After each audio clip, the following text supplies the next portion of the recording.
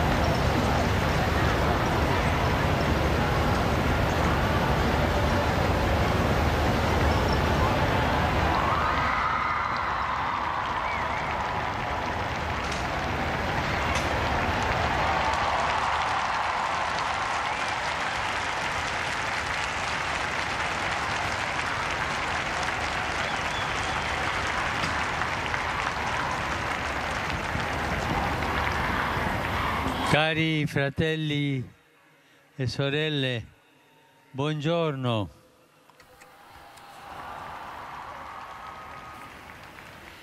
En ce deuxième dimanche de l'Avent, la liturgie nous renvoie à l'école de Jean le Baptiste qui prêchait un baptême de conversion pour le pardon des péchés. Et nous, peut-être, nous nous posons la question, mais pourquoi devrions-nous nous convertir ? Finalement, la conversion concerne celui qui, étant athée, devient croyant, le pécheur qui devient juste. Mais nous n'avons pas besoin de cela. Nous sommes déjà des chrétiens. Nous pouvons nous poser cette question. Donc, puisque nous sommes des chrétiens, tout va bien. Et ça, ce n'est pas vrai. Si nous pensons comme ça, nous ne nous rendons pas compte que c'est justement de cette présomption que nous sommes chrétiens, nous sommes tous très bons, que tout va bien. Et bien de cette présomption que nous devons nous convertir. C'est-à-dire de cette idée que finalement tout va bien et que nous n'avons pas besoin de conversion. Mais essayons-nous de poser la question. C'est vrai que dans les différentes situations et circonstances de la vie, nous avons en nous les mêmes sentiments de Jésus. Est-il vrai que nous avons les mêmes sentiments que Jésus? Par exemple, lorsque nous sommes victimes d'un tort, d'un affront, est-ce que nous avons la capacité de réagir sans animosité et à pardonner de tout cœur ceux qui nous demandent pardon? C'est difficile de pardonner. Que c'est difficile que de pardonner. Ah, je vais me venger, ça vient de l'intérieur ce mot, ce sentiment. Lorsque nous sommes appelés à partager les joies et les douleurs, sommes-nous vraiment capables de pleurer avec celui qui pleure, d'être heureux avec ceux qui sont heureux? Lorsque nous devons exprimer notre foi, est-ce que nous le faisons avec courage, simplicité, sans avoir honte de l'Évangile? Et là, on peut se poser beaucoup de questions. Tout ne va pas bien, nous devons toujours nous convertir, avoir les mêmes sentiments que Jésus avait. La voix de Jean le Baptiste crie encore dans les desserts d'aujourd'hui de l'humanité. Alors, quels sont les déserts d'aujourd'hui? Les esprits fermés, les cœurs durs. Et cela nous pousse à poser la question, si nous parcourons vraiment le bon chemin, vivant une vie selon l'Évangile. Aujourd'hui, comme autrefois, il nous avertit avec les mots du prophète Ésaïe: préparez les chemins du Seigneur. C'est une invitation pressante à ouvrir nos cœurs et accueillir le salut que Dieu nous offre incessamment, presque avec entêtement, puisqu'il nous faut tous libérer de l'esclavage du péché. Mais le texte du prophète ouvre cette voie annonçant que tout être vivant verra le salut de Dieu, et le salut est offert à chaque homme, à chaque peuple. Personne n'est exclu. Chacun d'entre nous, personne d'entre nous peut dire « Je suis un saint, je suis parfait, je suis déjà sauvé ». Non, nous devons toujours prendre cette offre de salut. Et pour cela, l'année de la miséricorde, donc, pour avancer sur ce chemin, le chemin du salut. C'est ce chemin que Jésus nous a enseigné, nous a appris. Dieu veut que tous les hommes soient sauvés par le Christ, l'unique médiateur. Donc, chacun d'entre nous est appelé à faire connaître Jésus à tous ceux qui ne le connaissent pas encore. Mais ça, ce n'est pas faire du prosélytisme, non, c'est ouvrir une porte. Malheur à moi si je n'annonçais pas l'Évangile, disait saint Paul. Si le Seigneur Jésus a changé notre vie, et il change notre vie à chaque fois que nous allons chez lui. Comment ne pas sentir la passion de faire connaître tout cela à tous ceux que nous rencontrons sur les lieux de travail, dans les hôpitaux, à l'école, partout. Si nous regardons autour de nous, nous trouvons des personnes qui seraient prêtes à commencer ou à recommencer un chemin de foi si ces personnes rencontraient des chrétiens amoureux du Christ. Et si c'était nous, ces chrétiens? Je vous laisse cette question. Suis-je vraiment amoureux de Jésus? Suis-je persuadé que Jésus m'offre, me donne le salut? Et si je suis amoureux, je dois le partager. Mais nous devons être courageux, baisser les montagnes de l'orgueil, de la rivalité, remplir les gouffres creusés par l'indifférence, par l'apathie, redresser les sentiers de nos paresses et de nos compromis. Que la Vierge Marie nous aide, qui est mère, elle sait comment le faire, à faire tomber les barrières, les obstacles qui empêchent notre conversion, c'est-à-dire notre chemin à la rencontre du Seigneur. Seulement lui, Jésus seulement, peut réaliser toutes les espérances de l'homme.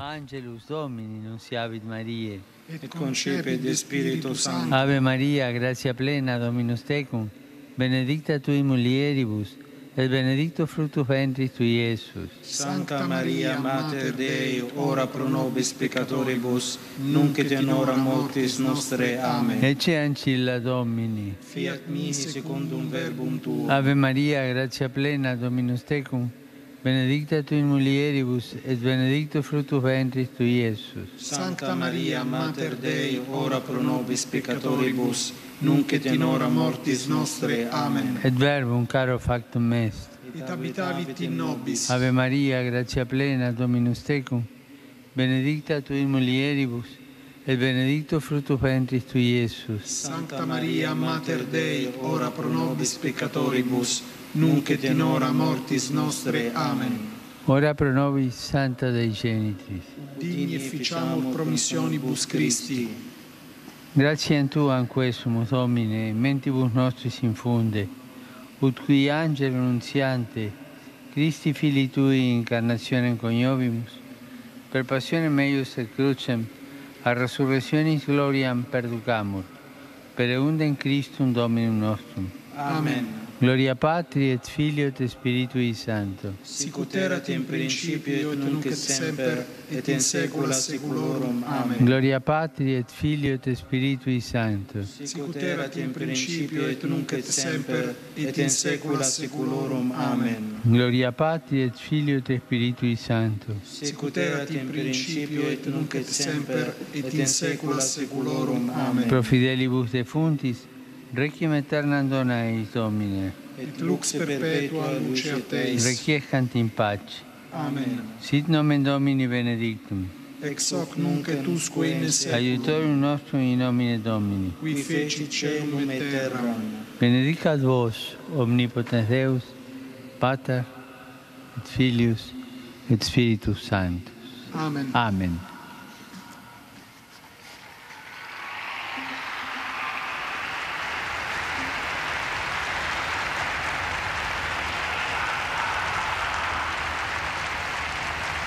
Cari fratelli e sorelle, je suis avec une grande attention les travaux de la conférence sur le climat qui se tient ces jours-ci à Paris. Il me revient à l'esprit une question que j'ai posée dans mon encyclique Laudato Si. Quel est le monde que nous voulons transmettre à ceux qui viendront après nous, aux enfants qui grandissent, pour le bien de la maison commune, de nous tous et des générations à venir? À Paris, tout effort devait être fait pour atténuer les conséquences des changements climatiques et en même temps contrer la pauvreté et faire pousser, fleurir la dignité humaine. Ces deux choix vont ensemble. Arrêter le changement climatique et contrer la pauvreté afin que la dignité humaine puisse fleurir. Prions afin que le Saint-Esprit illumine tous ceux qui sont appelés à prendre des décisions importantes et qu'il leur donne le courage d'avoir toujours comme critère de choix le plus grand bien pour la famille humaine. Demain est le 50e anniversaire d'un événement mémorable entre les catholiques et les orthodoxes. Le 7 décembre 1965, veille de la conclusion du Concile Vatican II, avec une déclaration commune du pape Paul VI et du patriarche écuménique Athénagora, étaient effacées de la mémoire les sentences d'excommunication échangées entre l'Église de Rome et celle de Constantinople en 1054. C'est vraiment providentiel que ce geste historique de réconciliation qui a créé les conditions pour un nouveau dialogue entre les orthodoxes et les catholiques dans l'amour et dans la vérité. Donc il est important qu'il soit rappelé justement au début du jubilé de la miséricorde. Il n'y a pas de chemin authentique vers l'unité sans une demande de pardon à Dieu et entre nous pour le péché de la division. Rappelons dans nos prières le cher patriarche écuménique Bartholomée et tous les autres chefs des églises orthodoxes et demandons au Seigneur que les relations entre catholiques et orthodoxes soient toujours inspirées par l'amour fraternel. Hier, à Chimbote, au Pérou, ont été proclamés bienheureux Michel Tomášek, Zbigniew Schiawowski, franciscain conventuel, et Alessandro Dordi, prêtre Fidei Domum, tué dans la haine de la foi en 1991. La fidélité de ces martyrs pour suivre Jésus donne la force à nous tous, mais surtout aux chrétiens persécutés en différentes parties du monde. Donc donne la force de témoigner avec courage l'Évangile. Je salue tous les pèlerins venus d'Italie et de différents pays.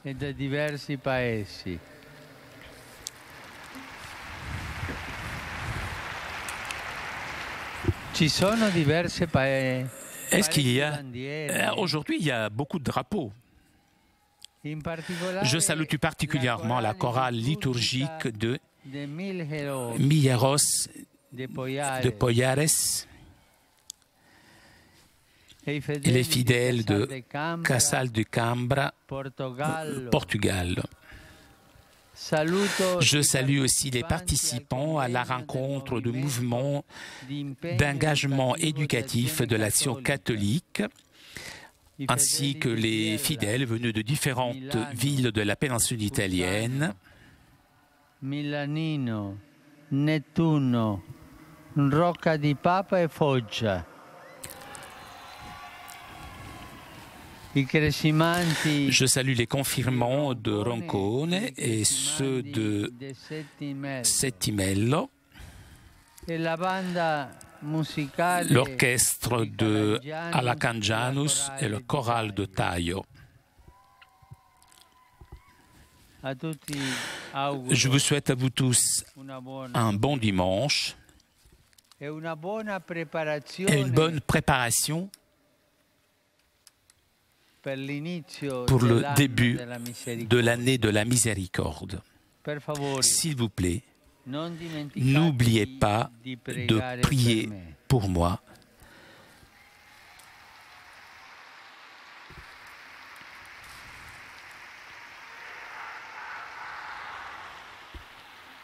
Bon déjeuner et arrivederci.